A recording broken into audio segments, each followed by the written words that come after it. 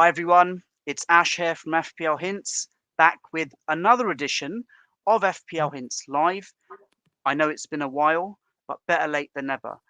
And joining me tonight is Chai _ FPL, current world number 10 in FPL. How's it going, mate? I'm good, Ash. Thank you for having me on. Delighted to be here and excited to spread the story, I suppose. You're welcome. Look, let's get things out the way. I'm going to plug your Twitter account straight away. There we are, right on screen Lovely, there. lovely. And your 11.4k followers that you've accrued over the past 2 months. So congratulations on Thank your you, thank you. accomplishment there. It's been a journey so far. Absolutely, and long may it continue as we're like almost halfway into the season, as it were. Halfway And there, yeah. Hopefully we can keep going. absolutely, absolutely. So yeah, just for those that don't know, Chai is ranked 8th in the world at the moment as we're like broadcasting this. Technically speaking, game week 17 has not come to an end. It's open due to the abandonment of the Luton and Bournemouth and Luton match. However, we'll still have a quick review of what's happened in game week 17, as well as previewing game week 18 and looking at the captaincy polling data and trends. And of course, I will be asking Chai a number of questions as to how he's done so well in FPL this season. And where possible, we'll also ask questions that come in through the live chat as well. So let me just get it up there. So in terms of points, Chai, Perfect. as it stands, 1168 is world number one, and hmm you're at 1148. So it's 20 points off at the moment, from what I can see. So I'm pretty sure he's two players on the bench to come on. Don't quote me on that. So I think it's about a 31-point gap, something like that. Wow, But it's still not too bad. I mean, it's definitely achievable. interesting. And what I find quite remarkable, actually, I know we were talking like off air, actually, that you've been playing since 2015, and both you and I finished in the top 5k during the 2020-2021 season. That was a full COVID season. that that is kind of mad. I didn't even know that. And um, as like that I mean, season, yeah. So sorry. Like, what were your thoughts of that season in particular? Because I know it was very challenging for many FPL managers. How did you find that season? so I usually played draft with a load of my mates. That's how we usually done things. And that particular season, I was in school actually, and I kind of devoted more time into it because I done well at the start, and usually I was one of those to give up. But I suppose as I got older, I kind of like not took it more serious or anything, but I had my interest for football was way more, and FPL kind of helped me with that as well. So week by week, I was looking at it, and at the time, I was like, "Oh, I'm number two in Ireland," and I could like boast about that to my mates. So that was the main Wow. thing keeping me going. And then week by week, we kept going, and I hadn't a clue, to be honest. I didn't even know like how the chips worked, how any XG or anything like that, which is kind of crazy to think, because like I mean, a lot of people base their game on that, and rightly so. Like it's there for a reason. Absolutely. And we were talking off air as well, Chai, how I play the game very differently to you. And I don't want to influence you in any way. I don't want to put my biases on you at all. So if it ain't broke, don't fix Don't it. fix it 100%. But I'm well open for everyone's opinion. To be honest, I'm a believer that everyone's opinion is just as valid as mine. I mean, who am I to say that someone's wrong about football? It's very subjective. No, fair play. And I find it remarkable that I look at your overall ranks, and like the veterans among us might look twice at them. That you've got like a 596k rank last season, 189k, 148k in 18-19, and then 109k in 16-17. Of course, 2020, 2021 was the anomaly. So Uh-huh. I guess what I really want to ask you first and foremost is, what are you doing different this season to last season? So last season, if I'm being honest, I was in a mini league with one of my mates, and I helped him out a lot because towards the end of it, my rank was kind of scuffed, so I kind of stopped playing and helped him more with his team. Same with the like, if you look at my activity in 16, 17, 18, 19, I wasn't very active, to be honest. Yeah, But compared to last year, I mean, I just started the season stronger this time and put more focus and time into definitely looking at things more, if that makes sense. No, absolutely. And look, we've established that like that anomalous season. I don't want to call it anomalous. I hope you've got more top 5Ks in your locker in the seasons ahead. That like obviously like For COVID sure. factored in like to some extent as well. But look, you're in the top 10 right now, 20 points off top spot. Just point blank question to you, for you, I beg your pardon. Are you playing to win FPL or are you looking to secure a high overall rank? And if you haven't got an answer, feel free to just say no comment to that as well. I'm always playing to win. I'd be Brilliant. lying if I told you that I'm just looking for a top 1K or a top 5K. I'd rather go down sinking with a fight than finish maybe outside the top 10 at least. No, fair play. And I was very fortunate that during the 2011-2012 season, which seems a lifetime away, I was ranked 73rd going into the final game week. Oh, And really? yeah, and again, I had an ignorance is bliss mentality. I didn't know about how these experts play the game. I wasn't that far off the top 50, and I stupidly took a hit for Juan Mata when Chelsea had the Champions League final, and of course they were going to rest him. Um, and the hit didn't work, and then my rank unfortunately fell from Imploded. 73 to 110, 110th in the world, which was my final rank. But it was because of Aguero's injury time goal, and he was my No captain, way. that he saved my rank to some degree. So I'll be forever grateful for Sergio Aguero for that very reason. Aguero. That, Yes. that's it. Unbelievable. That's it. It was that very season. So yeah, like I'm not gonna forget that anytime soon. And I'm not gonna ever finish 110th in the. I That's got like ridiculous with 110. Fair play. again, had I like had I known what I know now, and I play the way I played like now, and I was in that position, I would have played for the top 50th spot in a very different way. But it is what it is, and I'm still happy with that overall rank. I've been in the top 100%. That's amazing. yeah, I've been in the top like 1K since then. I've had like four top 5K finishes overall, but very different. That was an ignorance is bliss, like winner takes all mindset. So I wish I could inherit that again in some respects. I was going to actually ask you. I think you've kind of alluded to it with your responses so far, but do you think about the template among the top ranked managers when making your own transfers? No, not necessarily at all, actually. Recently, like I brought in Gabriel Jesus. I mean, no one really owns him. I don't have Oliver Watkins. I think the whole world is gonna have him for the next game week. That might Yes. sting me. I've had Trent since the start. Like, there's a lot of things that I do. I understand how effective ownership works, but there's always the flip side to effective ownership. If if it does sting my rank if they return, the inverse is also true. If he doesn't return, someone else that I have in his place does, my rank will shoot up the same way. If you get me. Yes. No, absolutely. There's always an upside in that situation, and we've like established with how you had this no Haaland approach, and it's worked fantastically well for you. And then all the more so with Haaland having fitness issues, being injured. He's not been playing in the Club World Cup either. Who knows how fit he'll be when he comes back? So, like, there's always that risk, and it's ironic that you mentioned Ollie Watkins. He's bailed me out quite a few times this season, and when you see the captaincy polling trends, which I'll share with you for blank game week 18. I It's don't gonna want be to interesting. influence. Yeah, it's going to be very interesting. Let's put it like that. But again, it's not there to influence you. It's just there to share the trends as they are right now. Um, and just another quick question that I was meaning to also ask you, like in terms of information, what sources of information influence your decision making the most? So I would say I watch all the big boys on YouTube. I have been for a couple of years now, to be honest. I watch Andy. He's Irish. Well, he lives in Ireland, so Yeah.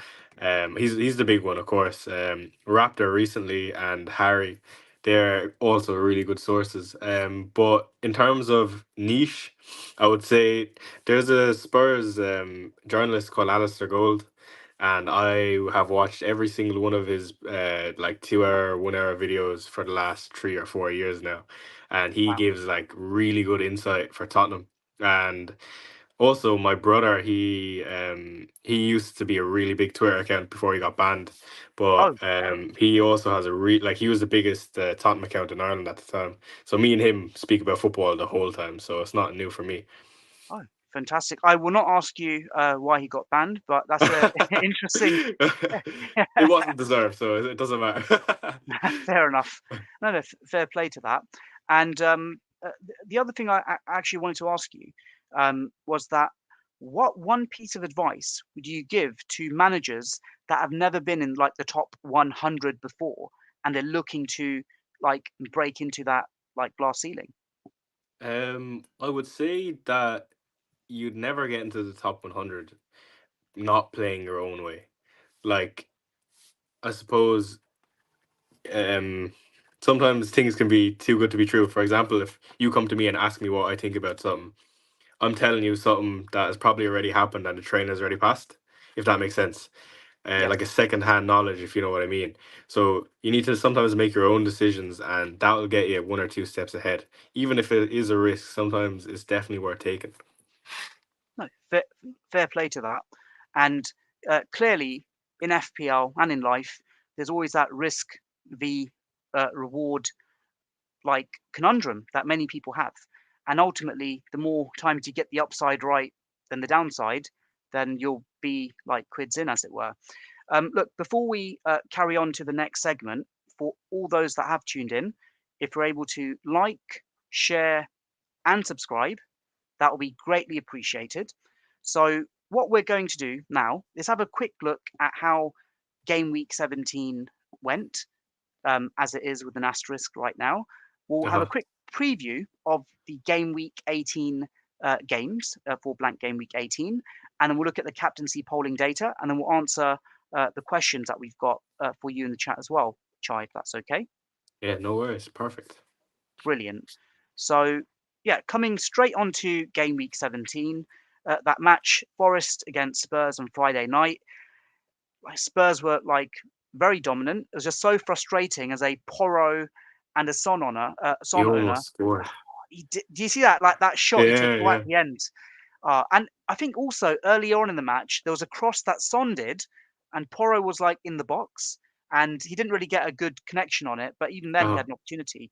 But Exactly. like Porro, I literally bought him just for the like the X vibes, as it were. His and what one thing that surprised me actually was 8 points, which he scored on Friday, was his highest score of the season. But it almost feels as if like he hauls almost every week when he doesn't because of obviously Uh-huh. Spurs concede and whatnot. But what are your thoughts on that match? So I'm a Spurs fan, Yeah, first and foremost. I see a lot of Poro every single week, and he's been really impressed me recently. But yeah, that was a good performance by Spurs. I thought we played really well.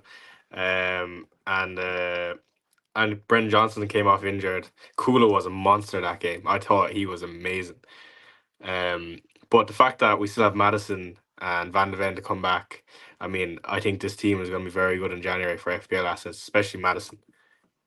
I've got a question on Kulusevski because in that like first season, well, the half season he joined, right, Yeah, his goal involvements were absolutely fantastic, and then they yeah. tailed off quite a lot last season, and they went quiet again.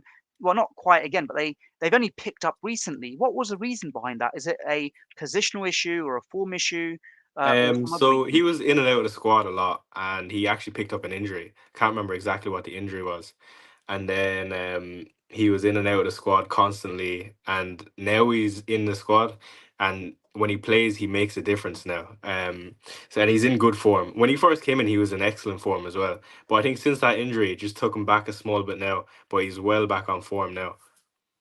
Ah, interesting. No, like, fair enough because I did consider getting him in because the frustration I had was I had Son and then I sold him to fund a move for Saka, and then like the points I got from Saka in comparison to Son, I basically lost out on that move unfortunately. And then I I knew that see. Asian Cup was obviously around the corner. I thought if I'm not going to get Son now, then I'm not going to get him, and I've got no doubt he will haul. I even contemplated a free hit in game week 17 as Oh, well. really? Yes, but you know what the annoying thing was? That I sold Sufal, who got a clean sheet, and I had this weird conundrum which I wasn't planning on having. I was going to start Sterling and Palmer, and Mhm. guess who I benched? Palmer. Don't say I Palmer. benched Palmer. I benched Palmer, yeah, which was like I wasn't even meant to be in that situation. But yeah, I the reason I benched him ultimately was that Sterling was benched, I think, the game before, and then Chelsea had that good run. Also, I bought Sanchez the week before as well, and then he gets injured, Oh, and that's that's unfortunate. That's a very. I night. thought he was going to be the best low key asset in Oh, the game. I had him since game week 3, and I was going to keep him all the way throughout, to be honest. But oh it's no. unfortunate. It was a big loss, and like Chelsea seemed to like with these green block fixtures, you'd have hoped that like the clean sheets would have been better as well. Like Reece James, unfortunately, he's been injured, and sadly, he's not really been a viable FPL asset for quite some time now. But yeah, it just didn't work, and I'm not going to dwell too. I'm so like annoyed. I've not even looked at my overall rank. However, we're going to mention one game that might be a game changer and why I could potentially get the Palmer points, which I'll come on to very shortly, which is here. Bournemouth against Very Luton, which controversial one. controversial in the sense of FPL have left the game week open due to the situation. And I've actually made a video about abandoned matches in the Premier League and what the precedent has been with fancy points in the past. So I won't mention that right now in detail, but you can check out the video on my channel. Um, but the first and foremost, like Tom Lockyer, who had a cardiac arrest, like still my thoughts are with him and his family at this time. I really hope he 100%. makes a full recovery. I really when that happened, I really couldn't even care less about FPL points. Again, I've got Solanke in my team, but I really couldn't care what happens in terms of like whether he loses those points or not. But like paradoxically, from in my situation, if the points are wiped out, as has been the case with abandoned matches in the past, then I get Palmer's 14 points. But what 5 points? I don't really like care. But in terms of the match itself, up until it was abandoned, were you impressed with the fighting spirit that Luton showed, or do you think it was only I think. natural after like how they were against Arsenal and the I like? think. Firstly, Bournemouth are very overrated, in my opinion. They're doing well. Don't get me wrong, but this is a game that everyone is expecting Solanke. No, he still could have. There was time left in the Yeah, match. But Luton are not a bad side at all. Like, I think they've been very impressive, and they don't get the credit they deserve. no, Especially defensively, like they don't leak too many goals for a team that have just come up. Like, yeah. I think what people probably saw was early on in the season, Sterling scored a hat trick against them or something. I I think captained them, early yeah. on. Oh wow! No, of course you did. and and maybe that was in the mindset of many football fans that this is Luton, newly promoted team, they're getting Exactly, yeah. battered. But actually, Yeah, yeah. that was an anomaly. They've actually, like you've said, put on a show, put up a fight in They've all of actually been their very good, yeah, yeah. subsequent matches. So I kind of hope, like just from a purely neutral Moral. standpoint, I hope they Uh-huh. stay up. Me too, me too. I think yeah, even everything with the stadium is deadly having not a smaller club, but for them to be in the Premier League is massive, of course. So it'd be cool to see what Absolutely, happens with them. absolutely. And then coming on to the other 3 p.m. kickoffs that we also had on Saturday, we had Chelsea against Sheffield United, Man City against Crystal Palace, and Newcastle against Fulham. With Chelsea, fairly routine. Like I said, don't really talk about the Palmer points and the lost Sanchez clean sheet there. Big surprise at the Etihad with that 2-2 draw, but it's almost like telling now. Like it's been a challenging season for City. Clearly, they're missing De Bruyne, and there's 100%. there's only so much they can do. Obviously, missing Haaland as well now, and there's only so much they can do with Alvarez, Bernardo Silva, and the like. And obviously, they've got Foden. On paper, that should have been a comfortable win still for Man City, but Palace once again, have done something quite interesting to City, and then Newcastle 3-0.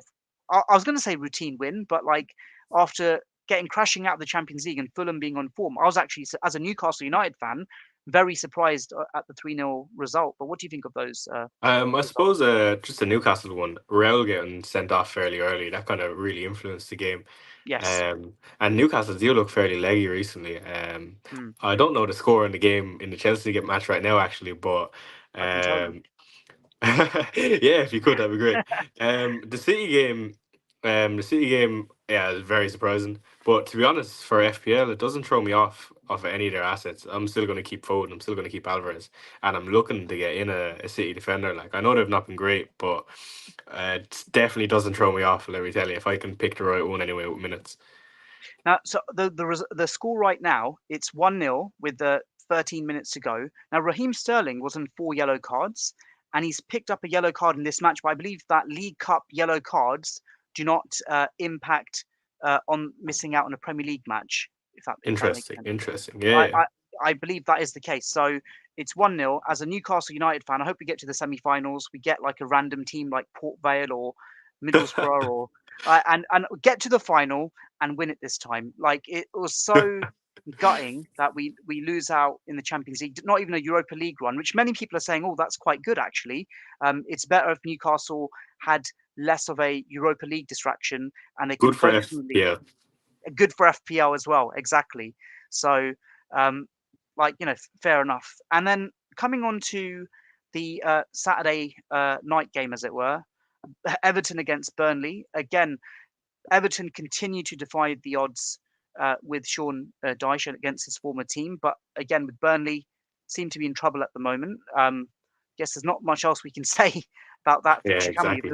We just went to clockwork, and then lastly for the Sunday afternoon well, say lunchtime matches. Arsenal against Brighton, very surprising. I believe that's the first time in months that Brighton haven't scored a goal in a game. Villa against Brentford. Ben Mee obviously being red carded was a Mhm. game changer. West Ham against Wolves. Again, I think Wolves. That's probably the first time in ages they haven't scored in a match either. But surprised by that scoreline. But yeah, what are your thoughts on those matches as well? Yeah, I was very surprised about the Brighton game. That was largely my decision to get rid of Arsenal assets at the back because Wow. I really thought they would concede against, but like I was 100% sure. Now, obviously, it didn't work out, but again, they play Liverpool next week, and I'll probably be looking to get one of those back in. Um, the Villa game, Villa were fortunate, of course, with the Ben Mee red card, but Ollie Watkins popping up again, fucking putting a dagger in my heart. Um, and the West Ham game, yeah, Wolves not scoring is surprising, but West Ham were due a result, I think. And Mohamed Kudus, what a player, Oh, by the way. incredible. It's Yeah, annoying because like with Mohamed Kudus, I had the opportunity to buy him a few weeks back, again as an upside player, and then I backed down, and then I think I was going to get Bowen. I think this is around the international break time, but he's injured, and then I just bottled it. But anyone who bought him, an amazing player, and 100%. fair play to West Ham. Like they've got Jared Bowen, Kudus, they've got Paquetá, and effectively, they don't really have an out-and-out striker right now as well, which is all the Hmm. more remarkable, which they don't really need one in that setup, I guess. Exactly, yeah. They look quite good, though. Absolutely. And, hopefully for their own fans, have another elongated European run. And then, yeah, lastly, and disappointingly, Liverpool against United, 0-0, just felt that, like, Liverpool really should have, like, finished off their chances. That United, who've had a horrible run of form, missing a lot of key players, this should have been a Liverpool, like, banker of a win, and it wasn't to be. Just what are your thoughts on that final game week 17 Yeah, match? I had a feeling it was going to be low scoring. I didn't think it was going to be 0-0. Mm, But I doubled up with Liverpool at the back. I knew, well, obviously I didn't know, but I had a feeling they wouldn't concede. Um, yeah. Liverpool battered them, to be fair. And I think they're getting quite a bit of flack for being too cocky or whatever. But I don't think that's the case. They did batter United, and United didn't play too well. But obviously, they're going to be happy with the result. But having Trent and Van Dijk, like how many times last night did I see? Maybe not last night. Did I see Trent whipping a ball for Van No, Dijk? Man, it was so incredible. close. And Trent is an absolute monster in that position that he's playing in He right is. now. And like he's worth what is he 8.1, 8.2, wherever Yeah, he is worth the money. And like, fair play to anyone who hopped onto him like 6 weeks ago, and they've really benefited. And I've got no doubt he'll continue to haul in the weeks ahead, even in the matches when they concede. Like Exactly. he's always Regardless of beaten. fixtures, I'm happy to own him. Wow, it's absolutely incredible. It just it's just worked wonders basically. And then just have a quick preview of game week 18, and we'll look at the captaincy polling data for game week 18, which I think might scare you to some degree as well as a non-Ollie Watkins owner, but it has to be done as well. So Palace against Brighton. This is apparently classed as a derby Yeah, big match. game to kick us off. Absolutely, on the Thursday night. I was going to say that like Brighton should have more than enough to beat Palace, but then look what Palace did against City. I'm going to call this a narrow Brighton win. How about yourself? Um, Palace at home. I can see a Yeah, draw. I'm going to go draw. 2-2 draw. Fair enough. And short turnaround time as well, I guess, between this match and Exactly. Yeah. the other two. Friday night match, Aston Villa against Sheffield United. I know Sheffield United have recently got Chris Wilder back. Aston Villa are just absolutely awesome at home with Unai Emery, and they're challenging for the title incredibly as well as it stands. Could be top at Christmas as well, technically. Comfortable Aston Villa win, right? Um, Oh you'd no. like to no, you'd like to think so. I'm totally off. Yeah, no, I'd say probably about 2 or 3 nil Villa. I'd say Yeah, no, fair play. And then on to our Saturday games. West Ham against United always seems to be an that's entertaining always a good game. encounter. Absolutely. Again, this could like literally end up in like any way. David Moyes, his old club, etc. as well. I'm actually going to call this a draw. I think they'll just cancel each other out. Yeah, I fancy United to be honest. Oh, I fair think enough. there's so much backlash. United always seem at this part of the season to come up when they need something, and True. I think this is going to be one of those games. And Bruno Fernandes is back for that match as well. He is, and this time I don't own him. For a large part of the season, I've owned him, and no, I Wow. don't. I think I owned him for 14 or 15 game weeks. Oh wow, yeah, that's more than I could have. I know at the start of the season he seemed absolutely cut price, and it's just yeah, just from a goal I still involvement. think he's a really good option. Yeah, but then you look at the other options. Would you say in the slightly less who've offered more on the GI front, right?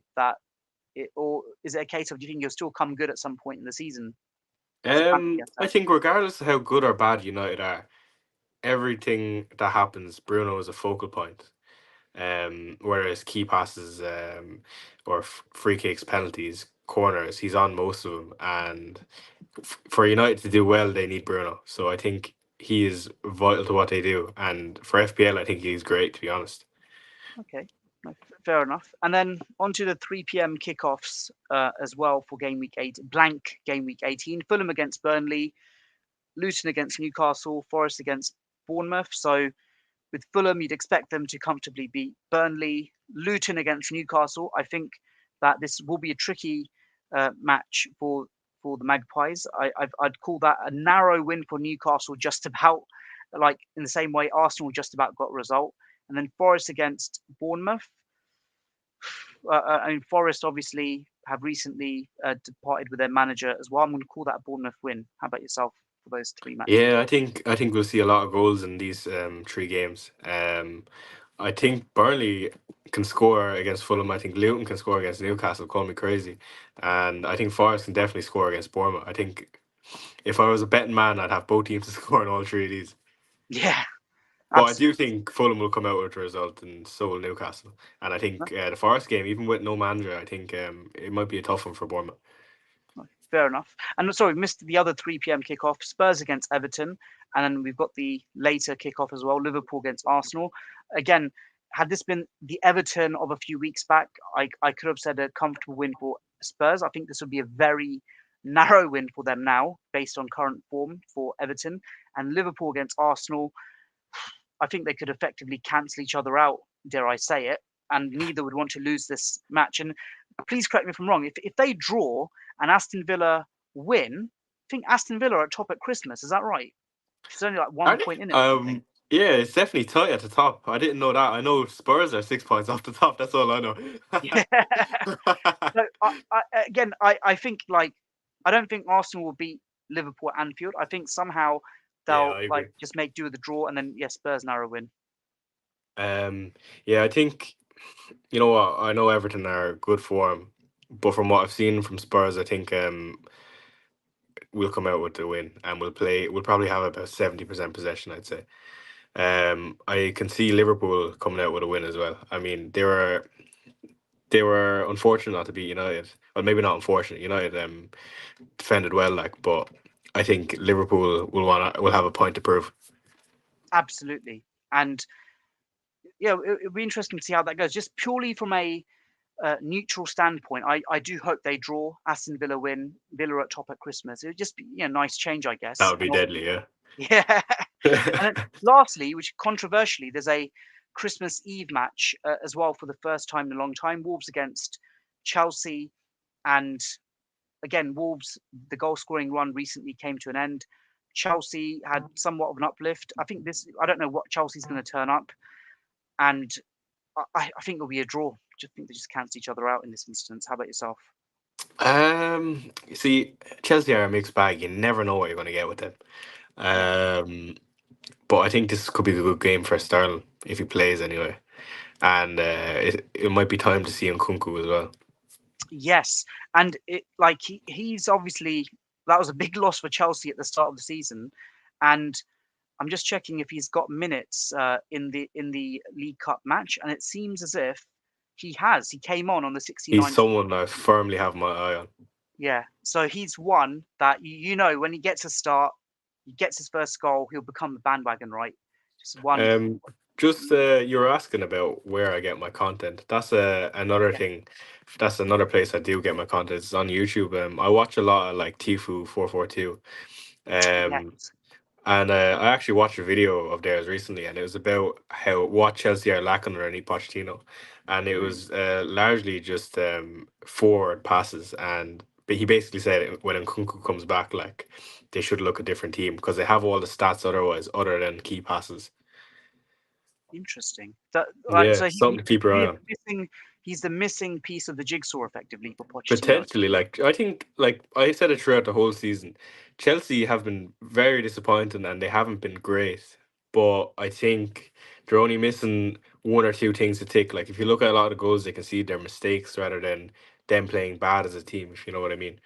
Yeah, no, absolutely. So, um, I just hope that if I don't, I always seem to have bad luck with Chelsea players. Get by James, he gets injured. Sanchez, and it just Chilwell. I just hope that he is fully fit, just Nightmare. from a personal standpoint as well, and also just like for him as well.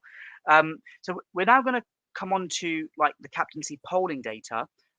In particular, I look at the data among engaged managers, and that definition now is the top 10K at this moment in time. So I'm Mhm. not sure if you can see my screen there, Chai. This Yeah, I was can do it. effective ownership that was the case for the top 10K during game week 17. So Salah at 174% effectively meant that literally everyone that owned him captained him. Son 83%, Watkins at 72%, Saka 72. Very high ownership of those players in the top 10K. Yeah, yeah. The one I wanted to draw your attention to right now is Watkins at 72.6%. So, um, despite you not owning him and him scoring of late from time to time as well, like he's got a very high ownership among the top 10K. So, the question that I ask within my own captaincy poll that I do weekly is best FPL captain for game week 18, i.e., blank game week 18. So in this instance, again, this isn't for like the top 10K. Literally, anyone could vote in this poll. But for me, it's a correlation between who the captain obvious pick is and who the top 10K will captain in uh, in this game week. So best FPL captain for game week 18, just under 2,000 people voted. Under 78% said Watkins is the best captain. Mohamed Salah at under 8%, and I know that you have an affinity for him. And then Son at just under 12%. So what that all basically means, by my own calculations, is that I'm projecting that Ollie Watkins will have a projected projected effective ownership in game week 18 of 125%, absolute minimum. It'll probably be more, Uh-huh. 130, 140% potentially. I And what agree. that means effectively, in layman's terms, for those who aren't um, like I guess, familiar with effective ownership, is that if Ollie Watkins was to haul against Sheffield United, and those that don't own him and captain someone else and they blanked, then that could massively hamper the rank of the non-Ollie Watkins owners. But look what happened with Mohamed Salah against Liverpool, against Manchester United the week before. He had a very high effective ownership and he blanked for the first time in ages at home. So again, make of that what you will. I also wanted to share the xFPL points. These are the expected FPL points from Draft Hound as well. And they're projecting that Ollie Watkins will be the highest point scorer among well, FPL players in blank game week 18 with 7.3 points. Got Son at 6.8, Salah at 6.1, and just behind them you've got Trippier Kieran at Trippier. 5.9. Yeah, against Luton. Interest. Yeah, that doesn't surprise me, to be honest. Well, Trippier is higher than I thought he'd be. But Watkins, yeah, he's probably definitely the standout captain. And if I had him, I would be captain, but I don't have him. And again, not I don't want to put ideas in your head in any shape or form, but you're not going to go out of your way to buy and captain him either. Is that correct? Or you haven't decided yet? You see, I have not decided yet. I've one free transfer, right? Hmm. And I've built a lot of team value on some players, and I'm happy to own City players for next week. So, although this week I might drop some rank because Watkins returns, next week I'll gain rank because no one has City assets. You know what I mean? No, absolutely. So again, this poll, I wasn't even going to like ordinarily discuss it had I not been talking about captaincy polling data, but because it's something I preview every game week, it's something I just wanted to basically display. And again, play the way you are playing. Use your ignorance as bliss mindset. But these are just the numbers that are there. And just as a reminder, in terms of Watkins, he's got very high ownership. And I won't lie to you, I have been like badly affected by effective ownership. Again, this is just my own like anecdotes that whenever I don't own a very heavily owned player, especially last season and this season, it's completely wiped my rank out. But it's different for every manager. And there are different pathways. You don't need to have Ollie Watkins to have a green arrow. You could literally own all Exactly. the Yeah. other players. You can own like the differential players who might score even more than him. But I just wanted to just bring that for the sake of those that do tune in and who do follow the captaincy polling data that I provide. So just as a heads up, this effective ownership that you're seeing is from FPL underscore alerts. And that's my own captaincy polling data. And this is Draft Hound with their player rankings and X FPL, as I call it. So yeah, that's where we're at in terms of our preview and where we stand for blank game week 18.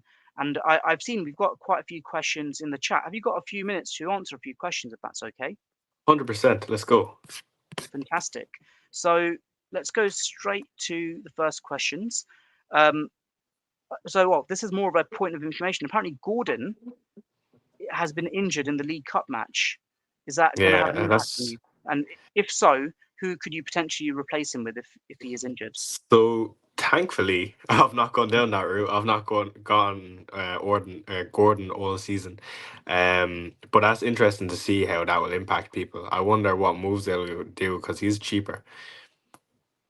No, absolutely. And sorry, just as we were talking about the League Cup, literally, um, Chelsea have scored in injury time against Newcastle No United. way. Does this go But to added time? I think it goes straight to penalties after 90 minutes. Interesting, Yeah, interesting. and it, So yeah, if Chelsea win this game, I think I think that will have a big impact on some of the future results for both teams because Newcastle's head will probably be in the bin after heading out of this if they lose, and ah, Chelsea will be on the rise. So I think if sliding. Chelsea win this, my head for Nkunku will definitely be all on one side, like for sure. It'll be a sliding doors moment for sure. And then you've got Fulham and Everton penalty shootout. It's 7-7 at the moment, which is quite crazy. Cool. Yeah, we'll follow that on. Yeah, in real time as well. That's quite interesting. And look, it's interesting. You mentioned you don't own Ollie Watkins right now. You haven't owned Anthony Gordon all season, despite his fantastic run of form, and yet that's not had any impact on your I've rank. also not owned Mbuemo either. And Mbeumo, and you've also not had Haaland as well. Oh yeah, and him. I forgot about Yeah, him. for large chunks of the season. So again, what this is all telling me is there are not only are there different ways to play FPL, but there are different pathways to get a dark green arrow, which is like 100%. brilliant. And I look at the flip side of all those players, right? So you've not had those players in the same way I haven't. Unfortunately, the punts that I had didn't pay off, and the high owned ones didn't pay off either. So no, it's really fascinating to see that from a different perspective. Um, 100%. a- Another question, first season, currently 4.9 million. How differential is too differential? And where should we draw the line? That's a good question. I would say, look, I wouldn't say there ever is a line unless the player is like, let's just say he's a CDM, for example, let's just say Rodri, and you have a feeling he's going to score. Well, I would say that I draw the line there, to be honest. But if a player gets regular minutes, and I would say, let's say he's an attacker and he has somewhat decent attacking threat, I'd say go for it. For example, like maybe William, like he's not a bad option at all, like, and he's very cheap. So players like him, I don't think is ever too far. No, fair enough. And it's interesting. This person mentioned their overall rank right now at 4.9 million, and when you're in that rank tier, you've got the liberty to like cut loose, as it were, and to take Balls to the more wall, risks. 100%. Exactly, you can take a lot more risks than someone who's higher up as well. And I used to have this like belief that it was good to have a lot of differentials. Then I went through this like phase where you shouldn't have any differentials, but you need some sort of upside. And if the differentials are providing that to you, then it makes absolute sense to have a few differentials in your team, especially if you're ranked in that rank tier right now. So in terms, let's just go here. Um, Being asked about bonus points, we'll leave that there. I guess still more of a general question. What does effective ownership mean? I'm happy to answer that question, Chai, if you want me to, or if you want to. Yeah, work away. Take it away. So, look, ordinarily, you've got your own FPL ownership that you see within the FPL website and app. What effective ownership basically does is it looks at ownership based on like different combinations. For example, what is the actual ownership of engaged managers? What is the actual ownership based on certain rank tiers? And also, what is the multiplier when captaincy is factored in? So I'll give a very simple example of that. And I've got a video on effective ownership as well. So for anyone who's interested, you can check it out on my channel as well. But for example, the maximum effective ownership score is 300%. Let's say 100% own Mohamed Salah and 100% captain him. That's 200%. But if all of them triple captain him, that's 300%. I think that's simple enough of a definition, I guess, there. That's quite good. That's quite good. And just on that particular note, the highest effective ownership that I've seen within FPL since effective ownership really became a thing was during the 21-22 season when Liverpool had a very generous double game week. I think it was double game week 26 against Leeds and Crystal Palace, I think. Don't want to say it wrong. And Mohamed Salah's effective ownership was 267% in that week. And the crazy thing was that despite it being super high, I managed to get a very healthy green arrow in that game week. I triple captained him. I think the best ever triple captaincy I had, I think it was 84 points. Can't even remember now. 84 points. It was crazy. I think he scored a brace and then a goal, got an assist. Can't even do that. I think he missed a sitter. Probably would have got like 100 if he just That's got an nuts. additional fantasy return. Yeah, absolutely wild. So like in terms of like in a week to week basis, like 300% like is the like again among engaged managers top 10k. or the elite managers, like they could come fairly close to it in a like ideal perfect game week when you've got your most highly owned player against like easy fixtures. It can easily be done. But then on a week to week basis, like you're seeing that there are a few players who are almost at 100% ownership, but then with captaincy it multiplies. Let's say Haaland against a team that's struggling, you'll almost get 200% easily. And with triple captaincy as well, might even tip over 200%. So I think that's the simplest way to really explain that. And I'm going to ask, sorry, just going to have one final question for you, then we'll call it quits. Just mindful of the time as well. Cool, cool. No worries. So this manager said they've removed Haaland from their team in game week 17. And if they don't own him by like game week 21, i.e. AFCON Asia Cup, to make room to buy him back, is Arnold and are Alexander Arnold and Trippier essential? And that could also involve hits as well. Not sure if that makes sense, but As in, so are Trent and Trippier essential from 17 to 21 until Haaland is back, or is it essential to get Haaland back? so let me just read that again. I removed Haaland from my team in 17. If I don't own him by 21, to make room to, I don't actually get that answer. I don't know, I don't understand that actually. Sorry. I guess what they're saying is basically that if they don't have Haaland, right, and they'll carry on not having Haaland during AFCON and Asia Cup, is it worth using that extra money on Trippier and Arnold, Trent Alexander-Arnold? That's what they're basically saying. I think those two are very good options. Yeah, Trippier has good fixtures coming up, and Trent, no matter who he's playing against, he's always good. He's almost playing midfield. He's really attactive. He's on set pieces. He's on corners. He's on free kicks. And he is some ping. Like usually, he often plays direct balls into whether it's Darrow and Salah, and straight away, like you can see them get chances straight off the back of a pass from him. So I think Trent is an unbelievable option, and Trippier, um, I would say is less essential than Arnold. I wouldn't say anyone is essential. I don't own Hammond, but Trippier, I mean, just Newcastle really put me off right now because I feel like they have a lot going on and they have a lot of injuries, and with the cup. And actually, what was the final score in that cup game? Newcastle, Chelsea, it's a penalty shootout right now. I'm too afraid to look at the score, to be honest with you. And yeah, Cole Palmer just scored. Let's have a quick look. Callum I'll Wilson just just scored. I don't answer look at some it. questions, will Yeah, I? I What won't to do look at with the penalty Ariola shootout. and Turner? That's a good Ariola and question. Turner, I would probably try getting someone that is more reliable. I'm pretty sure Ariola will get his place back. Turner doesn't look a great option, especially with their manager going. Should I do Shimikas and Trent Alexander-Arnold for a -4? It depends Mm. who the -4 is for, I suppose, and who are the best differential captains this game week. Oh, I would say Salah is a good differential captain. Everyone will be yes. going with Watkins. Absolutely. Like we talked about, I'll just bring it back on screen now.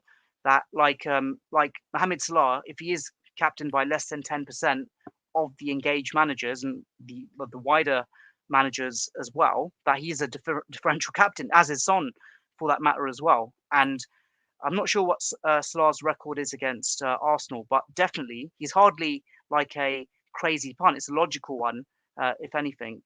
Um, and so did we talk about Gahey? There was a question on Gahey. Um, I'm not sure if I missed it. I would say I would probably get rid of Gordon rather than Gahey.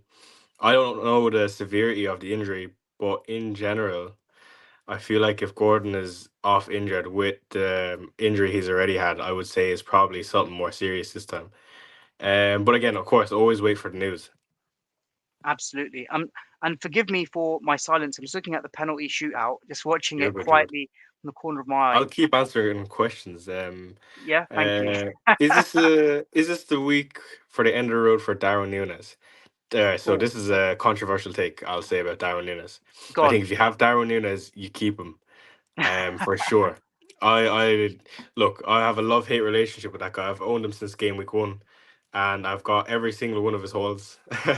I say all of his holes. There's not many, but he is playing in a Liverpool team, and he gets a lot of service. As long as he's guaranteed minutes, he is a excellent choice in my opinion, Oh, and that is very against the curve. I would say if you have him, oh keep no. him. Kieran Trippier's missed a penalty. Oh, okay. I'm not going to look at this penalty shootout now. We've lost. Probably have. I'm not going to look anymore. That's horrific. Continuing the question, I have got Martinez out for Areola. You got rid of Martinez for Areola. One free transfer used. Should I roll the transfer or get a -4 for Arnold or move Gordon on for a -4? Why did they get rid It. of? Yeah, that's a bit of a strange move. But yeah, I'm gonna assume it was the other way around. Martinez for Areola is a good move. yeah, And -4 for Arnold or Gordon. It depends who you're getting for Arnold, but I would be more inclined to do so the person that is out. Areola out for Martinez. Yeah, yeah. That makes more sense. yeah. The other way, the other way around. I was about to Brilliant. say. Great. Look, we've had quite a few questions that have come in. We're going to call it quits on the questions now, because I know we've ran over into injury time, Chai. But I'm just going to just bring your channel up again, your X account, which is I know you've got it as FPL_Chai in your Yeah, yeah, name, I know. but Chai_FPL in your actual handle there. I suppose that's just so you can't get it wrong. If you look up Bo, it'll come up. Yeah, I love the header there as well. By the way, very Oh yeah, fitting as a Spurs fan. Daniel Levy. No Yeah. surprise there. Absolutely. And just like talking of Spurs, right? Just a quick segue whilst we finish. Um, Ange Ball has obviously been very impactful since the start of the 100%. season, and I know that look what happened at the start of the season. You didn't have Kane. You had a new manager.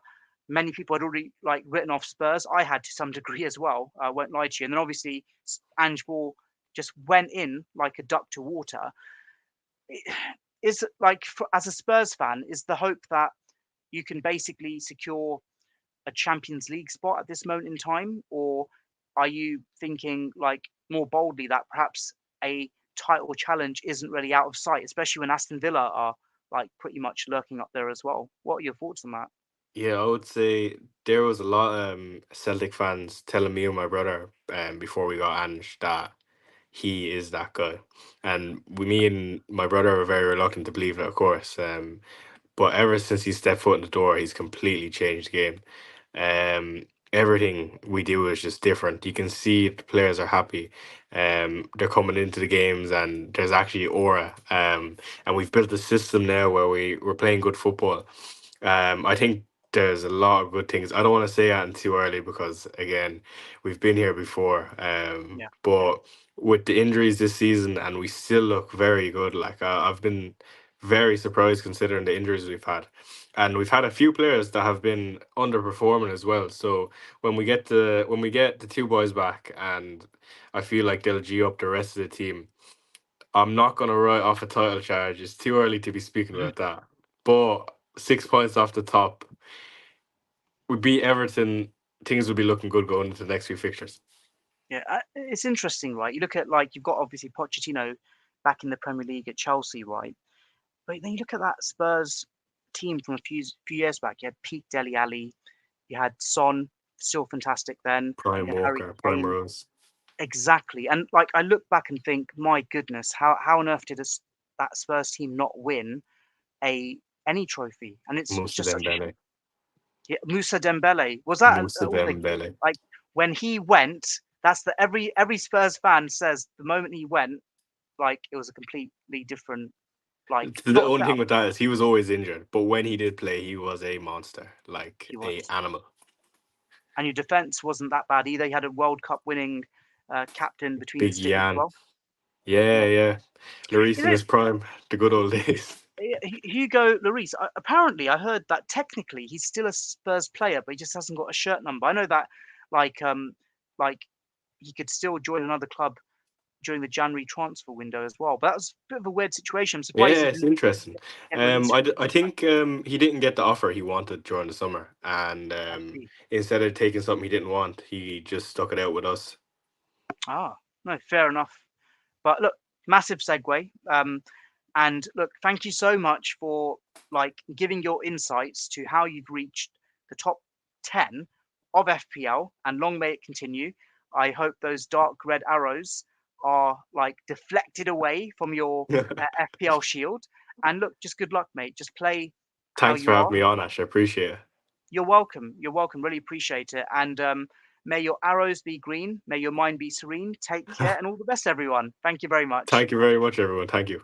Take care. Bye.